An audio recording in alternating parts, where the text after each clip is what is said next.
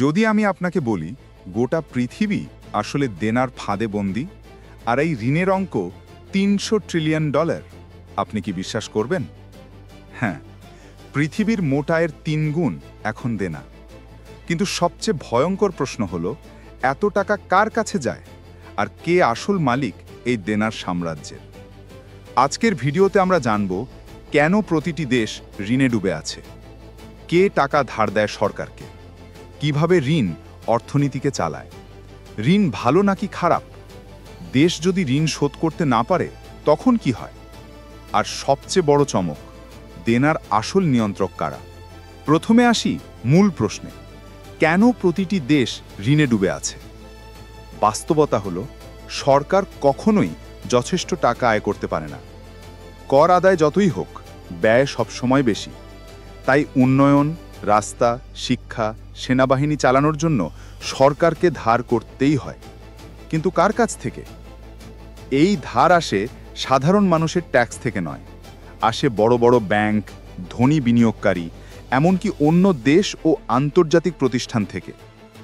এবার আসি বন্ডের খেলাতে।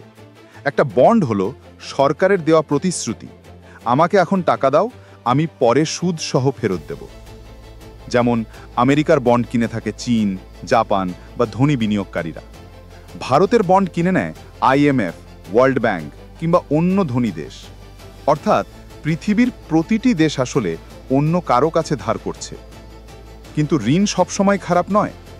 যদি ধার নিয়ে রাস্তা, স্কুল, প্রযুক্তি বানানো হয়, তাহলে সেই বিনিয়োগ ভবিষ্যতে আয় বাড়ায়। কিন্তু যদি ধার নিয়ে শুধু অপচয় হয়, তখন সেই ঋণ দেশের জন্য গলার ফাঁস হয়ে দাঁড়ায়। এবার ভাবুন, যদি কোনো দেশ ঋণ শোধ করতে না পারে, তখন কি হয়? তখন ঘটে ডিফল্ট। ইতিহাসে আমরা দেখেছি গ্রিস, শ্রীলঙ্কা, ভেনেজুয়েলা কিভাবে দেউলিয়া হয়ে গেছে। ডিফল্ট মানে হলো দেশের টাকা একেবারে মূল্যহীন হয়ে পড়ে, বিদেশি বিনিয়োগ বন্ধ হয়, এমনকি মানুষ খাবার আর ওষুধ কিনতেও হিমশিম খায়।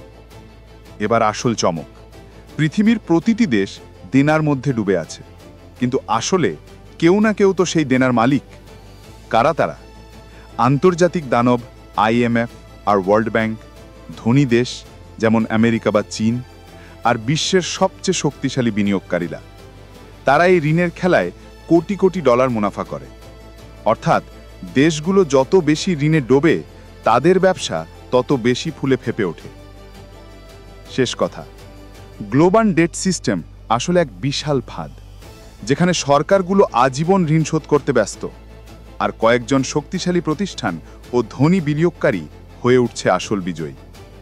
তাই মনে রাখবেন, যখন খবর শোনেন অমুক দেশ কোটি কোটি ডলার ঋণ নিচ্ছে, তখন বুঝে নেবেন খেলাটা শুধু উন্নয়নের জন্য নয়, বরং পৃথিবীকে চিরদিনের জন্য ঋণের ফাঁদে আটকে রাখার জন্য।